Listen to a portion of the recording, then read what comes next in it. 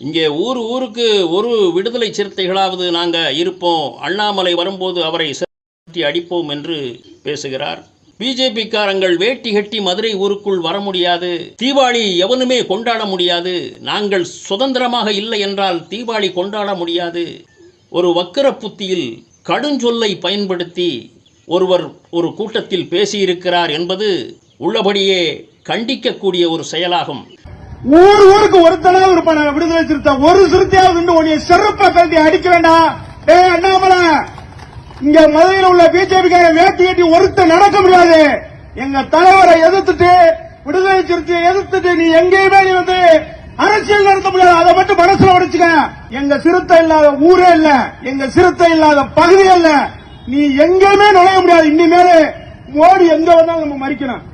மோடி கார எங்க வந்தாலும் மதிக்கணும். அப்பதான் அவனோட அருமை தெரியும். அவன் சொல்றான் ஈஸியா சொல்றான், உங்க தலைவருக்கு எதுக்கு இஜெட் பிரிவு பாதுகாப்பு?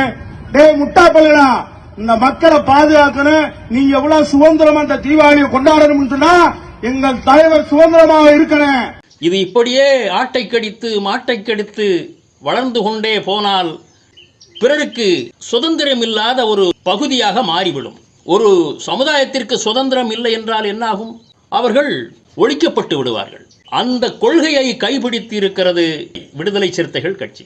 அதுல தான் ஒருத்தர் கூக்குரலிட்டு பேசுகிறார். நாய் சூரியனை பார்த்து குலைக்குமே அதுபோல் குலைத்துக் கொண்டிருக்கிறார்.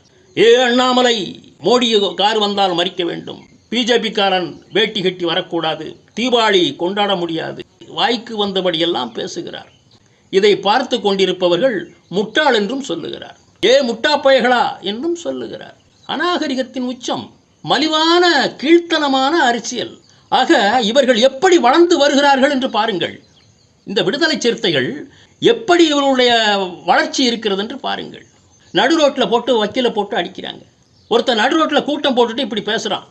அன்றைக்கு வக்கீல் அடித்தார்கள், இன்றைக்கு அண்ணாமலையை அடிப்பேன் என்று சொல்லுகிறார்கள். மோடிஜியினுடைய காரை வந்தால் மறிப்பேன் என்று சொல்கிறார்கள். மறிக்க முடியுமா? மோடி காரை அவ்வளவு எளிதாக நீ மறித்து விடுவாயா?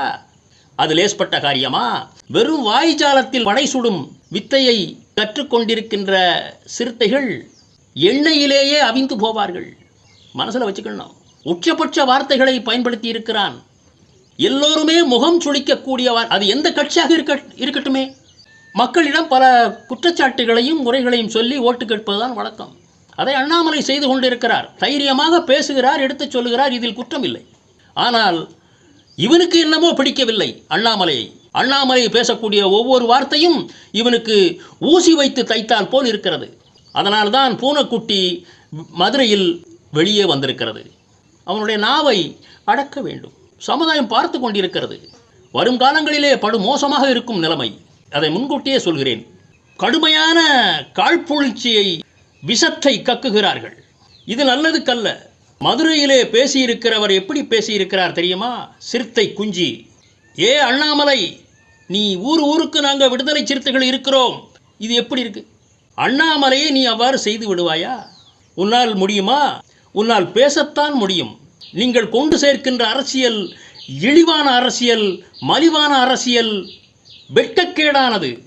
திரு அண்ணாமலை அவர்களை இவ்வளவு இழிவாக கீழ்த்தனமாக பேசுவதற்கு தைரியம் யார் கொடுத்தார்கள்? விடுதலை சிறுத்தைகள் கட்சி என்ன கொம்பு முளைத்த கட்சியா? யார் உங்களுக்கு அதிகாரம் கொடுத்தது? மக்கள் தானே கொடுத்தார்கள். இப்பொழுது மக்கள் தான் பார்த்து கொண்டிருக்கிறார்கள். சிதம்பரம் தொகுதியிலே திருமாவளவன் ஜெயித்து வந்தார். அந்த மக்கள் தானே ஓட்டு போட்டார்கள். வருகின்ற 2026 தேர்தலிலே பாருங்கள், இவ்வளவு கீழ்த்தனமாக, இவ்வளவு அயோக்கியத்தனமாக வார்த்தைகளை அள்ளி வீசக்கூடிய விடுதலை சிறுத்தை குஞ்சிகள் வரும் காலங்களிலே மக்கள் பாடம் புகட்டுவார்கள். மோடியின் கார் வந்தால் நாங்கள் மறிப்போம். இது முற்றிலும் வன்மையாக கண்டிக்கக்கூடியது. வரும் காலங்களிலே இதைவிட மோசமாக இருக்கும் என்பதையும் நான் முன்கூட்டியே சொல்கிறேன். இவர்களுடைய பேச்சுக்களிலிருந்தே தெரிகிறது இவர்களுடைய எதிர்காலம் எப்படியும் இருக்கும் என்று. கீழ்த்தனமான அரசியலை செய்து கொண்டிருக்கக்கூடிய திருமாவளவன் கட்சியை மக்கள் புறக்கணிக்க வேண்டும் என்பதுதான் ஒட்டுமொத்த தமிழர்களுடைய நிலைமையாக இருக்க வேண்டும்.